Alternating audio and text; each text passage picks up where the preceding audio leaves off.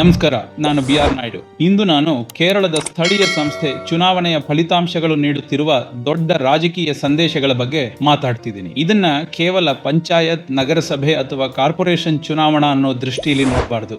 ಇದು 2026ರ ಕೇರಳ ವಿಧಾನಸಭೆ ಚುನಾವಣೆಗೆ ಮುಂಚೆ ಬಂದಿರೋ ಎಚ್ಚರಿಕೆಯ ಕರೆ, ವಾರ್ನಿಂಗ್ ಕಾಲ್ ಅಂತ ಹೇಳ್ಬೋದು. LDF ಸರ್ಕಾರದ ವಿರುದ್ಧ ಜನ ಸಿಕ್ಕಾಪಟ್ಟೆ ಅಸಮಾಧಾನ ಇಟ್ಕೊಂಡಿದ್ದಾರೆ ಅನ್ನೋದು ಈ ಫಲಿತಾಂಶ ಕೊಟ್ಟಿರೋ ಮೊದಲನೇ ಸಂದೇಶ.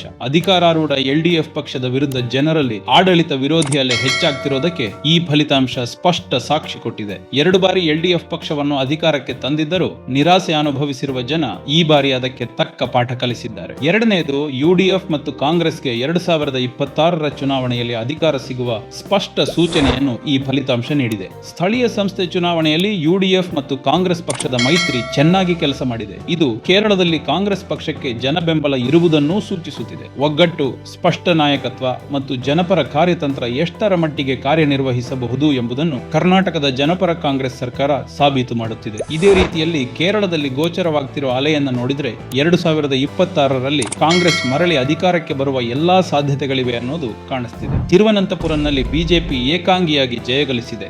LDF ಪಕ್ಷದ ಭದ್ರಕೋಟೆಯಾಗಿದ್ದ ತಿರುವನಂತಪುರಂ ಈಗ ಬಿಜೆಪಿ ಕೈಗೆ ಹೋಗಿದೆ.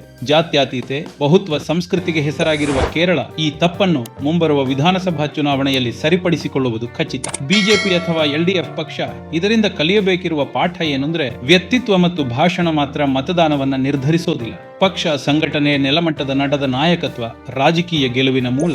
ಒಟ್ಟಾರೆ ಈ ಚುನಾವಣೆ ಕೊಟ್ಟ ಸ್ಪಷ್ಟ ಸಂದೇಶ ಈ ತರ ಇದೆ. 2026ರ ವಿಧಾನಸಭಾ ಚುನಾವಣೆಯಲ್ಲಿ LDFಗೆ ಸೋಲುವ ಆತಂಕ, ಕಾಂಗ್ರೆಸ್ಗೆ ವಿಪುಲ ಅವಕಾಶ, ಬಿಜೆಪಿಯನ್ನ ಸ್ಪಷ್ಟವಾಗಿ ತಿರಸ್ಕರಿಸಲಿರುವ ಕೇರಳ. ಕಾಂಗ್ರೆಸ್ನ ಬದ್ಧತೆ ಮತ್ತು ಕರ್ತವ್ಯ ನಿಷ್ಠೆ ಕೆಲಸ ಮಾಡಲಿದೆ. 2026ರಲ್ಲಿ ಕೇರಳ ಕೈವಶವಾಗಲಿದೆ, ಇದು ಖಚಿತ. ನಮಸ್ಕಾರ. ಜೈ ಹಿಂದ್, ಜೈ ಕರ್ನಾಟಕ.